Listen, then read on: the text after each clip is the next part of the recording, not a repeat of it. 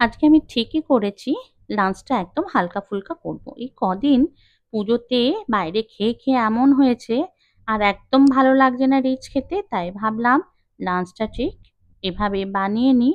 তো চলুন দেখুন আমি কিভাবে আজকে এই লাঞ্চ রেসিপিটা বানিয়েছি।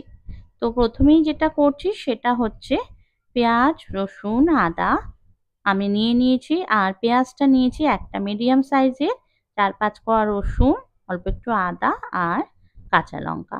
তো ভাবছেন পেঁয়াজ, রসুন, আদা এটা আবার কি করে হালকা হয়? দেখুন একদম সামান্য দিয়েছি আর কি, কারণ মাংস তো একটু পেঁয়াজ, রসুন, আদা তো লাগবেই। এছাড়া তো মাংস ভালো লাগবে না। একদম সামান্য তেলে সামান্য মশলায় রান্নাটা করব। তো প্রথমেই যেটা করলাম, পেঁয়াজ, রসুন, আদা, কাঁচা লঙ্কা সব মিক্সিতে পেস্ট করে নিচ্ছি। অল্প একটু টমেটো এর মধ্যে অ্যাড করে দেবো, অর্ধেকটা টমেটো, বেশি না। সবকিছু গ্রাইন্ড করে নিচ্ছি মিক্সার গ্রাইন্ডার জারে, একদম স্মুথ একটা পেস্ট রেডি করে নিচ্ছি। চ্যানেলে নতুন হয়ে থাকলে অবশ্যই চ্যানেলটা সাবস্ক্রাইব করবেন, লাইক, কমেন্ট, শেয়ার করবেন আর বেল বাটনটা কিন্তু প্রেস করতে ভুলবেন না। প্যানে সর্ষের তেল গরম করে ডুমো করে কেটে রাখা আলু নুন হলুদ মাখিয়ে রেখেছিলাম, সেটাকেই ভেজে নিচ্ছি। আর এই পাতলা মাংসের ঝোলে দেখবেন আলুটা খেতে কিন্তু ভালো লাগে। এটা যেহেতু একদম গা মাখা বা কষানো হবে না, তার জন্য আলুটা দিলাম, ভালো লাগবে খেতে।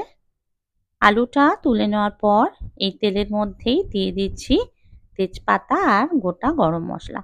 খুবই সামান্য দিয়েছি, দেখতেই পাচ্ছেন, একটু হালকা ফ্লেভার আসবে। নুন দিলাম প্রথমে, কেননা মশলাটা দেব।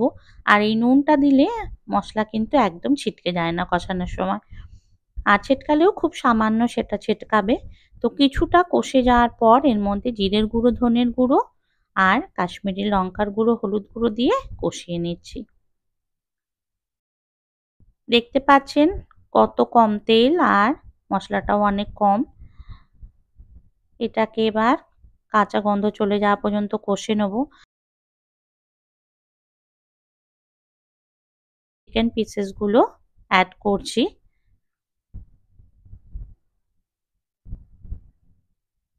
দিয়ে দেওয়ার পর মাংসের টুকরোগুলো আমি ভালো করে মশলার সাথে মাখিয়ে দিচ্ছি।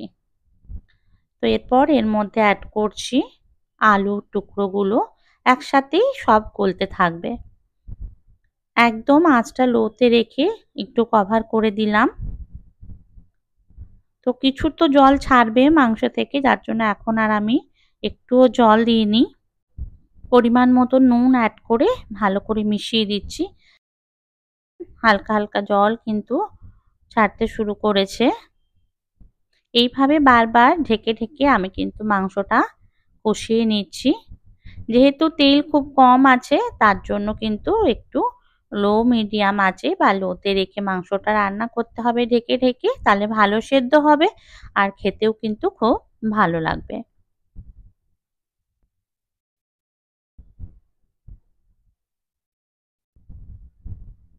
তো দেখতে পাচ্ছেন জায়গাটা আর একটু বড় হলে ভালো হতো, ছোট হয়ে গেছে।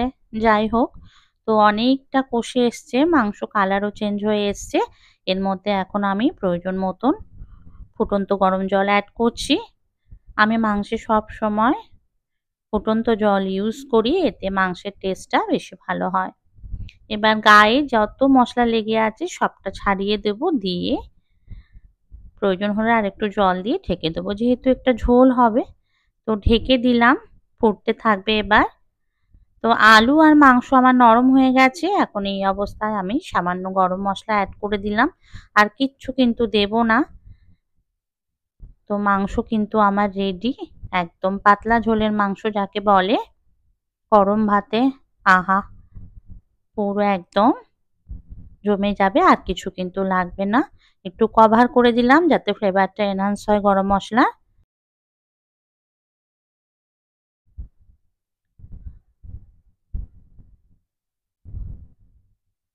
গরম ভাত আর এই গরম মাংসের ঝোল আর কি লাগবে বলুন তো? দুপুরে খাওয়ার জন্য এনাফ।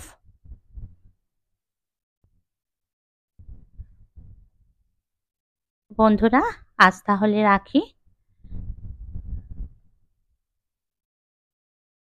আপনাদের সাথে দেখা হবে নতুন কোনো রেসিপিতে। ততক্ষণ সবাই ভালো থাকবেন, সুস্থ থাকবেন।